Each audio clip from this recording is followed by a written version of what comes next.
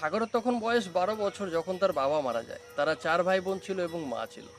5 জনের অভাবে সংসার। মা লোকের বাড়িতে টুকটাক কাজ করতো, আর সাগর বাড়ি থেকে একটু দূরে একটা নদী ছিল, সেখানে গিয়ে মাছ ধরতো। সে একলাই জাল দিয়ে ছিপ দিয়ে যেভাবে পারতো সেভাবে কিছু মাছ ধরে নিয়ে আসতো। এভাবেই চলছিল তাদের অভাবে সংসার। ডাল ভাত কোনো রকমে জুটে যাচ্ছিল। একদিন সাগর দেখলো যে একটা ছোট্ট ভোঁদরের বাচ্চা নদীর পাড়ে অসুস্থ অবস্থায় পড়ে আছে। সাগর সেই ভোঁদরের বাচ্চাটিকে বাড়িতে নিয়ে আসে। তা দেখে মা বেজায় চটে যায়। মা বলে, তুই যা মাছ পাস সে তো এই একলাই খেয়ে নেবে, আমরা কি খাবো? তুই ওকে ছেড়ে দিয়ে আয়। এই কথা শুনে সাগরের চোখে জল চলে আসে। মা যখন সাগরের চোখে জল দেখে তখন মা আর তাকে কিছু বলে না। আর সেই ভোঁদরের বাচ্চাটি সেখানে থেকে যায়। আধ পেটা খেয়ে তাদের সাথে সেও জীবনযাপন করতে শুরু করে দেয়। 2-3 মাস পরে সে সুস্থ হয়ে ওঠে। সাগরের সাথে তার খুব ভাব। সাগর যেখানে সেও সেখানে। সাগরের সাথে সে মাছ ধরতে যাওয়া শুরু করে দিল।